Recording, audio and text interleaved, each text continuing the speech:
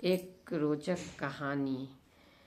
दोस्तों, एक छोटे से गांव में एक सम्मानित पुजारी जी रहते थे। उनकी भक्ति और मीठे स्वभाव के कारण लोग उन्हें बहुत मानते थे।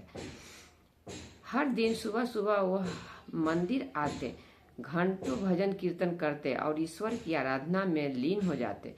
गांव के लोग अपनी समस्याएं लेकर उनके पास आते और मानते थे कि पुजारी जी उनकी बातें भगवान तक पहुंचा दीजिए।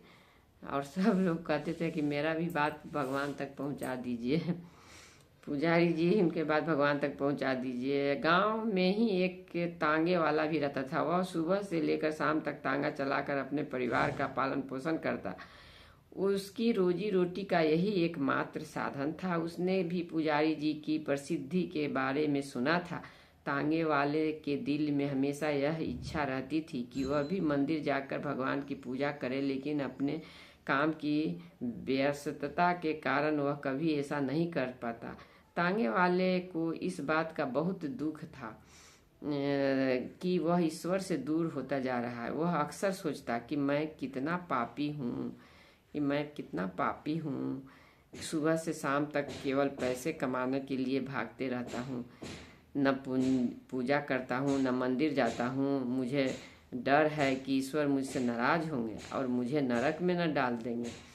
यह सोच सोचकर उसका मन भारी हो जाता। कई बार काम के दौरान वह इतना परेशान हो जाता कि उसका ध्यान भटकने लगता। घोड़ा भी उसकी बेचैनी को समझकर बिदकने लगता। कई बार सवारियों उससे शिकायत करती और उसे डांट भी पड़ती। एक दिन तांगे वाले ने ठान लिया कि अब वह मंदिर जाएगा और अपनी परेशानी पुजारी जी को बताएगा। अगले दिन सुबह सुबह वह अपना तांगा छोड़कर मंदिर पहुंच गया। वह नंगे पांव मंदिर की सीढ़ियां चढ़ा और सीधा पुजारी जी के पास पहुंचा। पुजारी जी ने उसे देखा और मुस्कुराते हुए पूछा, क्या बात है बेटा, तुम कुछ परेशान लग रहे हो। तांगे वाला बोला, पुजारी जी मैं बहुत दुखी हूँ। मैं सुबह से शाम तक तांगा चलाकर अपने परिवार का पालन पोषण करता हूँ। इस भाग दौड़ में तो मैं भगवान का मंदिर भी नहीं आ पाता, न ही पूजा पाठ कर पाता हूँ।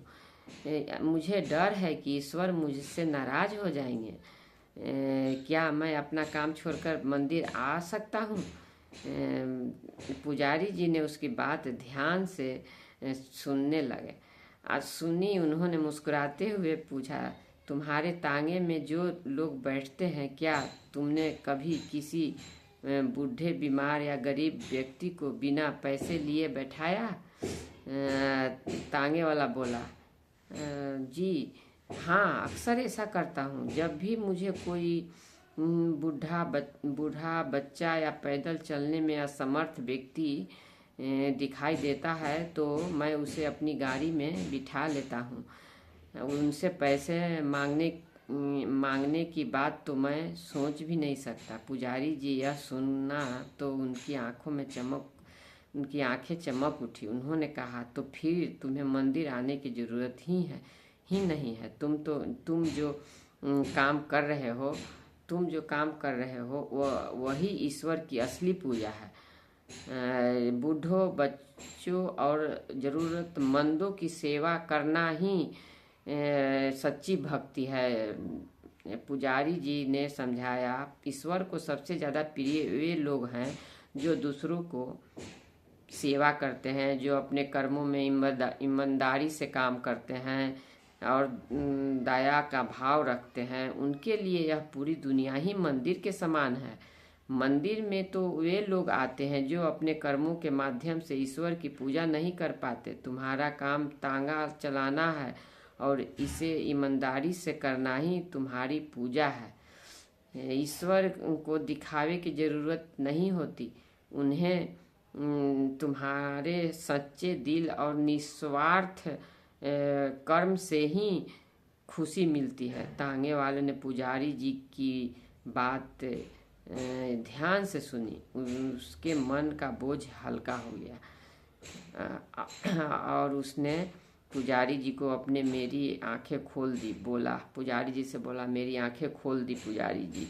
अब मैं समझ गया हूँ कि सच्ची भक्ति का मतलब क्या है। मैंने काम को और भी ज़्यादा ईमानदारी और सेवा भाव से करूँगा। पुजारी जी ने उसी आशीर्वाद दिया और कहा, जाओ अपने कर्म से ही भगवान की पूजा करो। याद रखना, जो लोग दूसरों की मदद करते हैं वे भगवान के सबसे करीब होते हैं। तांगे वाला उस दिन से पहले से भी ज़्यादा मन लगाकर काम करने लगा। अब वह अपने काम को सिर्फ पैसे कमाने का जरिया नहीं समझता था, बल्कि वह सेवा का माध्यम से मानवता मानता था। जब भी वह किसी बूढ़े, बीमार या गरीब व्यक्ति को अपनी गाड़ी में बिठाता तो उसके चेहरे पर एक संतोष की मुस्कान आ जाती और वह सोचता, अब मुझे मंदिर आने की ज़रूरत नहीं है। हर ज़रूरतमंद की मदद करने लगा।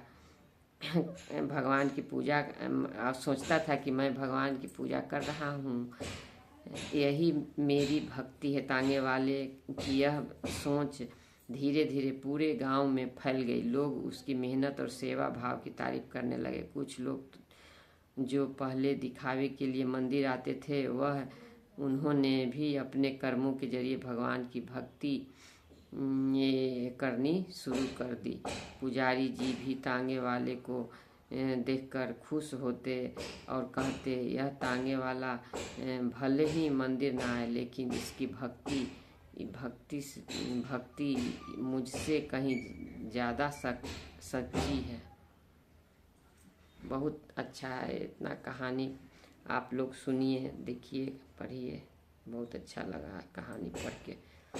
सब कहानी इतना अच्छा है कि आप लोग को मन खुश कर देगा।